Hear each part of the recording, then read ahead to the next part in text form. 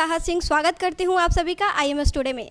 आज हमारे साथ ऐसे शख्स मौजूद हैं जिन्हें किसी परिचय की ज़रूरत नहीं है। जी हां, मैं बात कर रही हूं दीपक वोहरा जी, जो कि एम्बेसडर हैं India to America, Georgia and many more. And now he is the special advisor to the prime minister of India. We welcome you sir in the IMS university courses campus. Sir, आप खुद प्रतिष्ठित कॉलेजों के छात्र होने के नाते आपको क्या लगता है कि गवर्नेंस में छात्रों को सक्रिय भागीदारी को बढ़ाने के लिए MUN जैसे प्रोग्राम की क्या भूमिका है? आभारी हूँ आपका कि एक आपने मौका दिया है IMS गाज़ियाबाद में आने का, जहाँ पर एक सिमुलेटेड यूनाइटेड नेशंस कॉन्फ्रेंस हो रही है। आपका प्रश्न ये है कि इस टाइप की जो कॉन्फ्रेंसेज होती हैं उसमें क्या फ़ायदा हो सकता है छात्रों को। पहले तो ये स्पष्ट कर दूं कि मैं प्रधानमंत्री का विशेष सलाहकार अफ्रीका में हूं और कारगिल और लेह में वहां की जो ऑटोनमस हिल डेवलपमेंट काउंसिल्स हैं। दूसरी सच्चाई मेरी ये है कि मैं 71 साल का नौजवान हूं और तीसरी कि मैं बहुत ही हसीन हूं। अब आपका जवाब देता हूं, आपका जो प्रश्न है उसका जवाब देने लगा हूं। ऐसी मीटिंग से आप लोगों में सबसे पहले आता है आत्मविश्वास कि आप किसी भी मुद्दे पर अपने आप को ब्रीफ करके आप उस पर डिस्कशन कर सकते हैं, भले ही वो ऐसे देश में हो जिसका नाम आपने कभी नहीं सुना होगा। मिसाल के तौर पर मैं गिनी बिसाऊ में प्रधानमंत्री का विशेष सलाहकार हूँ, आपने नाम भी नहीं सुना होगा, लेकिन आप पढ़ेंगे विकीपीडिया के अलावा और भी बहुत से साधन हैं, स्रोत हैं, आप जानकारी बढ़ाएंगी और फिर आप समझेंगी कि हमारी दुनिया किस तरफ जा रही है। So first, self confidence. जब आपका सेल्फ कॉन्फिडेंस, आत्मविश्वास बढ़ता है, उसके साथ साथ आपका आत्मसम्मान बढ़ता है, सेल्फ एस्टीम, यानी मैं कर सकता हूं जो मुझे करना है, मैं भारत का बेटा हूं, भारत की बेटी हूं और मुझसे ज्यादा होशियार दुनिया में और कोई नहीं है। और उसी के बाद आता है आत्मनिर्भरता। आजकल तो हम आत्मनिर्भर भारत की बात कर रहे हैं, लेकिन अगर आप रिसर्च खुद करती हैं,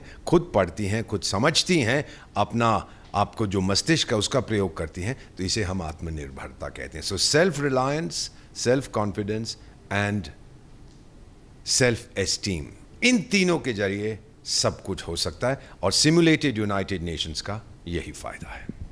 सर, आपने बोला कि आप भारत की बेटी हैं, तो इसी से जुड़ा एक सवाल।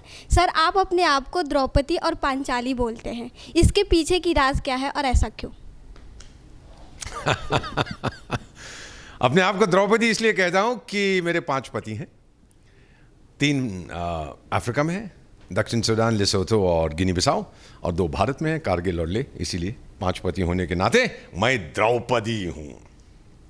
लेकिन मैं अच्छे काम करता हूँ।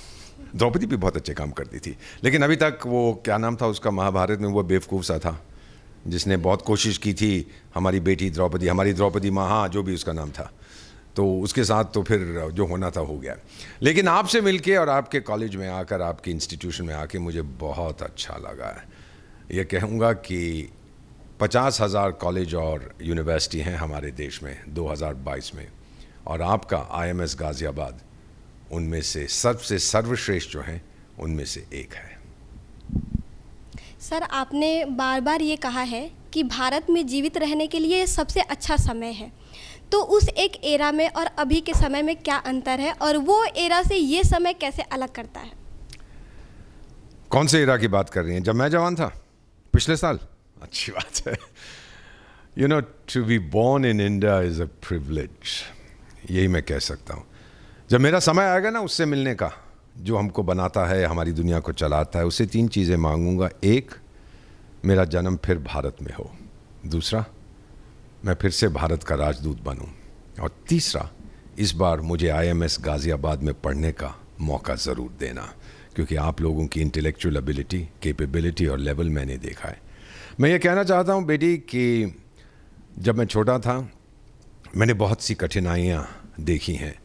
1966 में जब भारत में अकाल पड़ा था, हमारे पास खाने को नहीं था। हमसे कहा गया था कि सोमवार को मत खाइए। मैं 52 दिन भूखा सोया हूँ। मुझसे पूछिए भूख क्या होती है। और आज के दौर में आपका देश, हमारा देश, दुनिया में 2nd largest producer of food grains है। जब मैं 1975 में अपनी पहली पोस्टिंग में विदेश गया था तो मुझे केवल $7 दिए गए थे। उस समय हमारे पास विदेशी मुद्रा नहीं थी। आज तो आप देख लीजिए, जितना चाहें आप ले जा सकते हैं। आज हम दुनिया की 5वीं सबसे बड़ी आर्थिक व्यवस्था हैं और जहां भी भारत जाता है, जो भारत कहता है, when India speaks the world lessons, ये परिवर्तन मैंने देखा है। आज आप लोगों में जो मैं देख रहा हूं, जो जुनून है देश के लिए, आपके पास केवल 25 वर्ष बचे हैं, क्योंकि प्रधानमंत्री ने ये आपको एक विजन दिया है कि 2047 तक we will be a developed country. यानी मैं तो जिंदा नहीं रहूंगा 2047 तक, लेकिन आप लोगों के लिए, हमारे बच्चों के लिए, आपके लिए ये मिशन 25 है। 25 साल में हमें वहां ले जाइए जहां हमने जाना है। और एक मेरी राय है, 25 साल तक इंतज़ार मत करिए, उससे पहले ले जाइए। सर, रूस ने जब यूक्रेन पे हमला किया, उसमें संयुक्त राष्ट्र अमेरिका की उतनी सक्रिय भूमिका देखने को नहीं मिली। ऐसे में यूनाइटेड स्टेट को और भी सक्रिय होने की ज़रूरत है। ऐसे में आप क्या कहें? एक तो आपने किसी संस्था का नाम लिया था, संयुक्त, क्या नाम बताया आपने? हाँ, ऐसा ही कुछ नाम तो मैंने भी सुना। आजकल जीवित है कि उसकी मृत्यु हो गई है, पता नहीं। खैर, वो बॉलीवुड फिल्मों में मैं देखता था कि जब सारी एक्शन हो गई, लड़ाई वड़ाई खत्म हो गई, तो पुलिस आती थी, क्या हुआ क्या हुआ क्या हुआ। तो ये आपका जो संयुक्त, जो भी आपने बोला, वो भी जब सब खत्म हो जाता है, पहुंच जाते हैं, ओहो हो क्या हुआ क्या हुआ क्या हुआ, खूब भाषण देते हैं, कर कुछ नहीं पाते। अमेरिका तो दुनिया का चाचा होता था, अब नहीं है। अब छोटे छोटे देश भी उसका मुकाबला करते हैं। ये आज लोग बात करते हैं यूनिपोलर, मल्टीपोलर, बाईपोलर, ये कुछ नहीं है। आज हमारी नॉन पोलर दुनिया है। आज बहुत से अपने देश हैं, सबका आत्मसम्मान है। सब कहेंगे, हम सब कहते हैं हम वही करेंगे जो हमें करना चाहिए। हमसे पूछते हैं कि ये देखिए, पश्चिमी देश भारत से कहते हैं ये करो, आप क्यों नहीं करते? तो मैंने कहा, मैं उनसे कहता हूं ये करो, वो क्यों नहीं करते? उनसे ये सवाल पूछिए, मुझसे क्यों पूछते हैं? मैं वही करूंगा जो मेरे हित में होगा और दुनिया के हित में होगा। सर, जाते जाते एक लास्ट सवाल, आप आने वाली यूथ को क्या मैसेज देना चाहेंगे?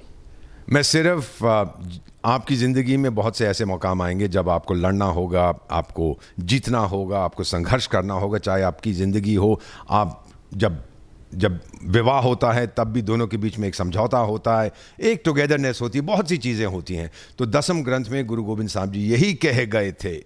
वो कह गए थे, मत डरो अरस्यों, अरस्यों का मतलब लोगों, मत डरो अरस्यों, जब जाए लड़ो, निश्चय कर अपनी जीत करो। और अगर आप इसको अपना लें कि निश्चय करिए, मैंने फैसला कर लिया है कि मैं इस संघर्ष में जीतूंगा, जिंदगी के संघर्ष में, कोई भी संघर्ष हो, नौकरी के संघर्ष में, तो फिर आपको कोई नहीं रोक सकता। याद रखिए, आप भारत की बेटी हैं। मैं सारी दुनिया से कहता हूं कि हमारी बेटियों के 2 रूप हैं, हमारी नारियों के। एक रूप उसका सरस्वती का है, देवी का है, हम पूछते हैं, लेकिन जब सताओगे तो वो दुर्गा का रूप धारण करती है, जहां दुश्मन का वध करके उसका खून पी के आगे बढ़ती है। कभी भारतीय नारी को दुर्गा मत के रूप में मत देखो, उसको देवी के रूप में देखो, इज्जत करो उसकी। Thank you so much sir. Camera person Atul के साथ मैं चाहत सिंह, IMS टुडे।